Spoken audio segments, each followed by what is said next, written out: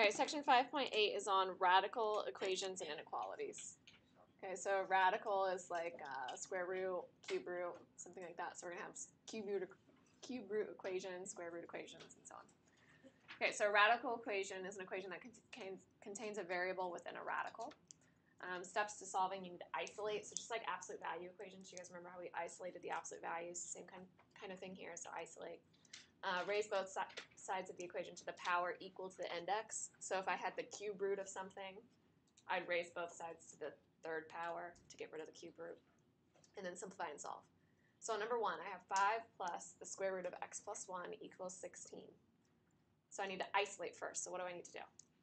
Subtract the 5. Yep, get rid of 5. So I'm going to subtract it over. When I do that, I get the square root of x plus 1 equals 11. Square both sides. So I want to get rid of that square root, so I raise it to the second power. So you get x plus 1 equals 121. And then solve it out, so x equals 120. You can always go back to your original and check. If you plug in 120 into your original, you have 121 under the root, so that's 11. 5 plus 11 is 16. All right, number 2, so I need to isolate the radical. So Mary, what do I need to do? So I need to divide by 7, because it's 7 times, so I need to get rid of it by dividing. So I have the cube root of 5x minus 7 equals 12.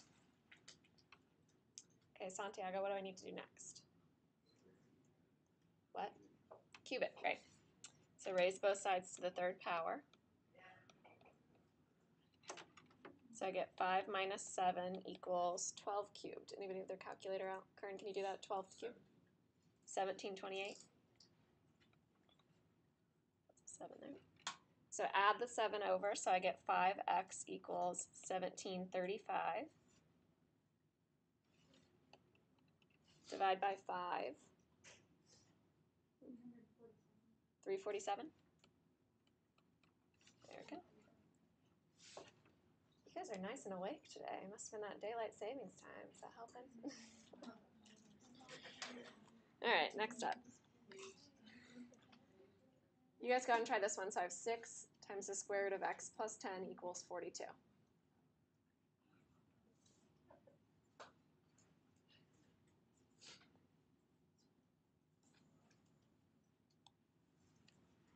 So Izzy, what's the first thing you did?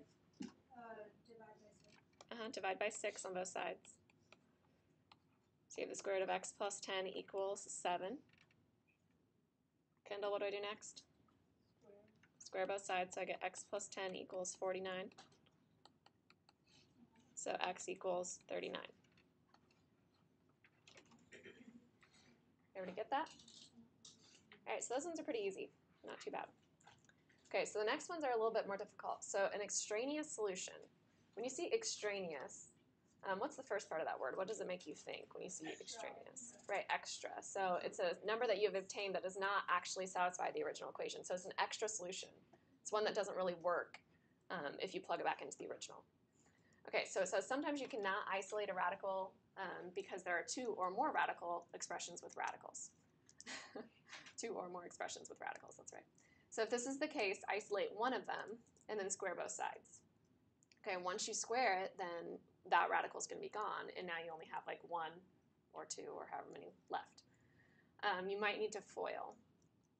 When this happens, so if you can't isolate one of the radicals and you have 2 or more radicals, you might have extra solutions, so always go back and check these ones. Okay, so the first one. So number 1, you have 3 equals x plus the square root of 2x minus 3. Okay, this one I can actually isolate the radical. So on this one, I'm going to subtract my x over. So I'm left with the square root of 2x minus 3. So it's isolated. But when I square both sides, remember, you can't just bring the squared into the 3 minus x. It's not 9 minus x squared. A lot of people try that. What do I need to do on the left side? FOIL. So I'm going to rewrite it as 3 minus x times 3 minus x. And then the right side is just 2x minus 3.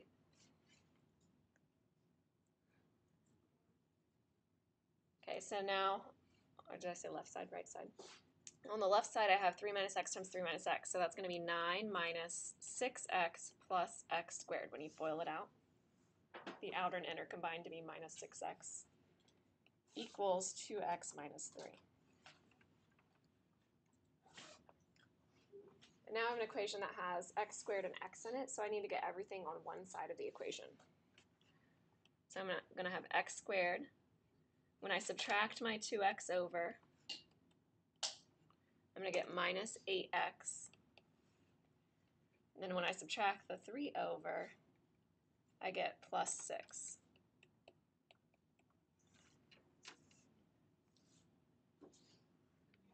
Taylor looks mad. Why are you mad, Taylor? Because now you realize what you have to do. All right, you have to factor. So we're going to factor. So I get x minus 4 times x minus 2. Did you have to add the 3 though? Oh, yeah, you're right. Add the 3. So it should be 12, right? Hopefully that will work out for us. Okay, so does that factor? So x minus 6 and x minus 2. Yeah.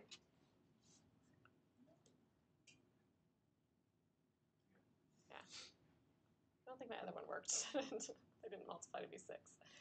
Okay, so when I factor, I have two things that multiply and make 0. Okay, so either x minus 6 could be 0 or x minus 2 could be 0. Okay, so I set both of those things equal to 0. So I say x minus 6 equals 0, x minus 2 equals 0. So I solve and I get x equals 6 and x equals 2.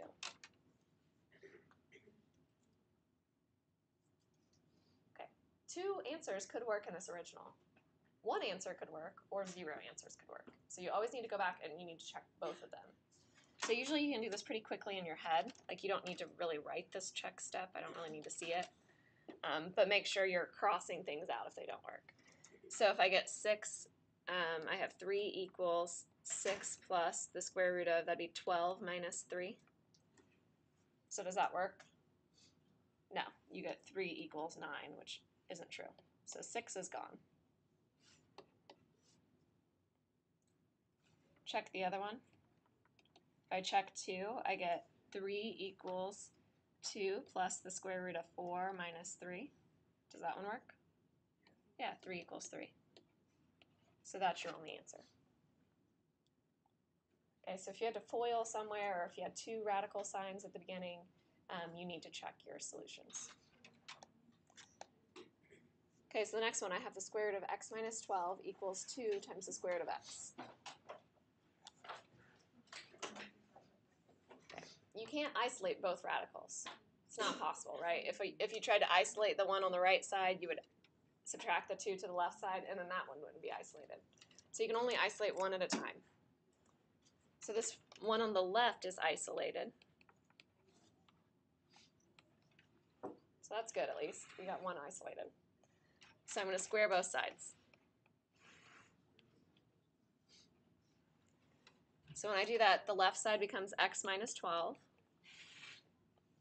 And the right side is 2 minus the square root of x times 2 minus the square root of x.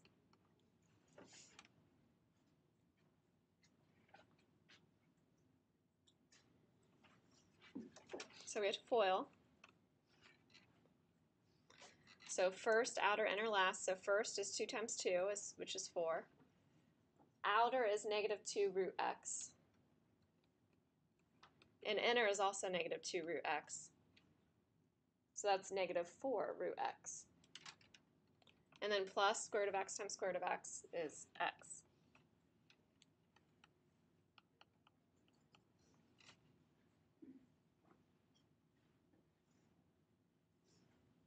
Okay, keep solving. So I get 4 minus 4 root x plus x. So now what do you think we need to do? Do what? Add 12, that's not really going to help us too much. I think I heard Kendall say it. Now you have to isolate this other one.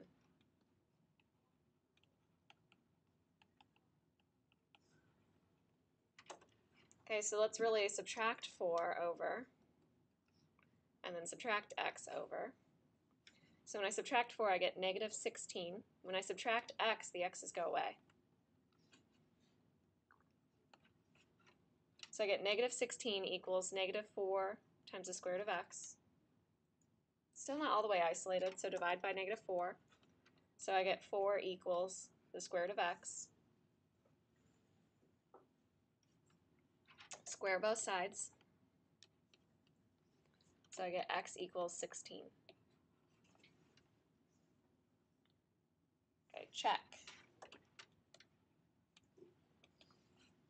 So when you check, you get 16 minus 12 under square root equals 2 minus the square root of 16.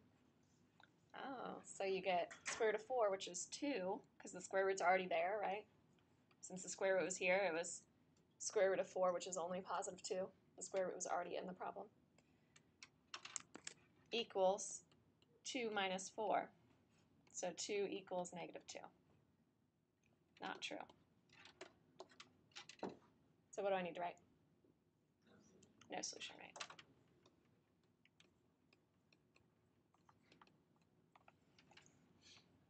So these can be tricky. All right, you guys want to try the next one? So you're going to isolate the square root. You're going to have to FOIL. Solve it out. Is this the same problem as the last one? Oh, it is the same. Dang. Whoops.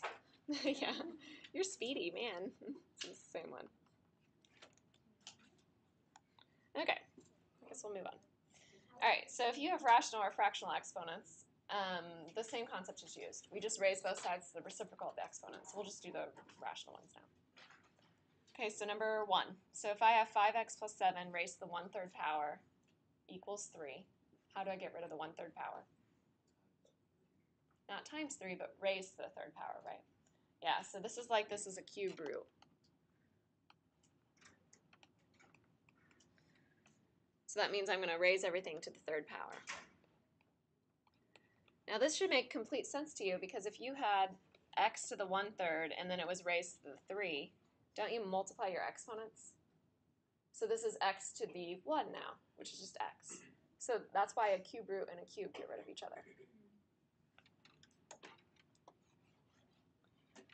Okay, so I have 5x plus 7 equals 3 to the 3rd. It's not 9.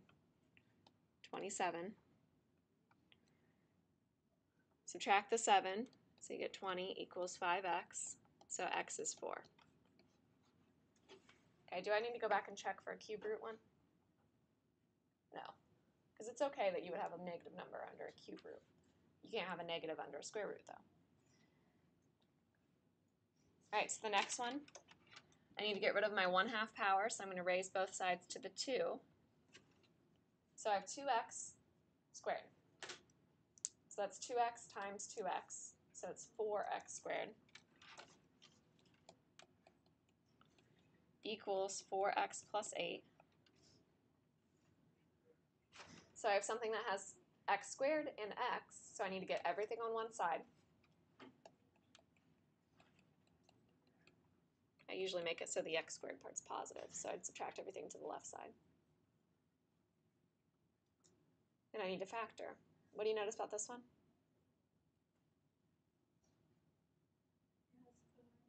Yeah, it has a GCF, right? So pull out the 4. So I have x squared minus x minus 2 equals 0. Now you can divide that 4 over. A lot of people do, so they just get x squared minus x minus 2 equals 0. But later on, if that was like a 4x that we pulled out, you can't divide by 4x, because you'd be getting rid of a solution, which would be 0. So let's just go ahead and leave it, because we're going to get used to leaving that out front. So I'm going to have x minus 2 times x plus 1 equals 0. So I have 3 things multiplied to make 0. So the first thing is 4 equals 0. Does that give you a solution? No. So that's not really giving me one of the solutions. The next one is x minus 2 could be 0. So that would be x equals 2. And the other one is x plus 1 equals 0, so x could be negative 1. So remember, you should always check. So on the first one, I have 2 times 2. I'm seeing if that's equal to 4 times 2 plus 8 raised to the 1/2. So I get 2 times 2 is 4. Do you need me? Yeah. Okay, so I get 4 equals 4 times 2 plus 8, so 16 to the 1/2, so 4. So 2 works. Okay, check -1.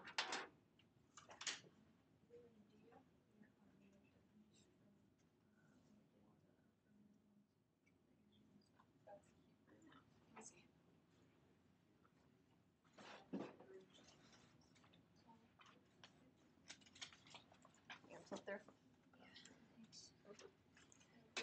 All right, did -1 work?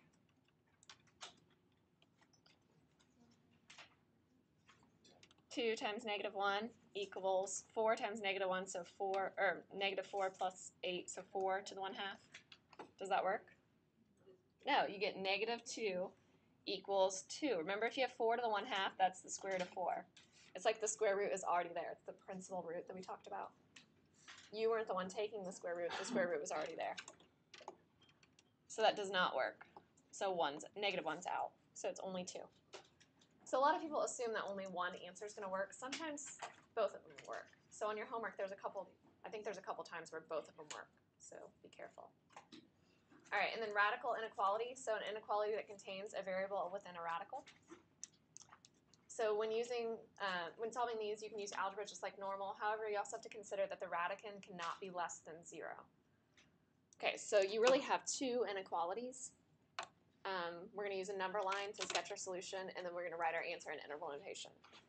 Okay, so the first one, so I have the square root of 2x minus 6 plus 3 is less than or equal to 9.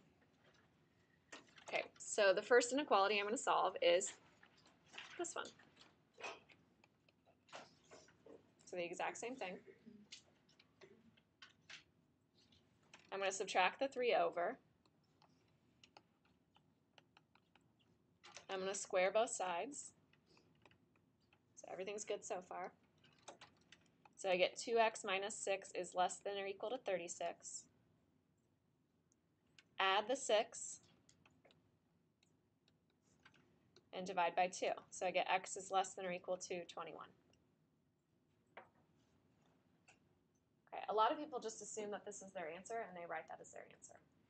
But when you have these inequalities, if I have a square root or a fourth root or sixth root, any even root, that means that underneath my root, I can't have any negative numbers. So this part must be greater than or equal to 0. So it can't be negative.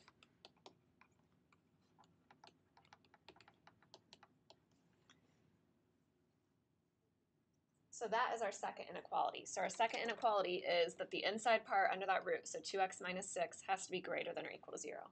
It can be equal to 0. You can take the square root of 0. But you can't take the square root of -1, right? Not yet, anyway. We're going to get to that. Okay, so 2x is greater than or equal to 6. So I get x is greater than or equal to 3. So I have two things, and both of these two things need to be true. Okay, so I need x to be less than or equal to 21, and I need for x to be greater than or equal to 3. So we put it on a number line. So I put 3 and 21.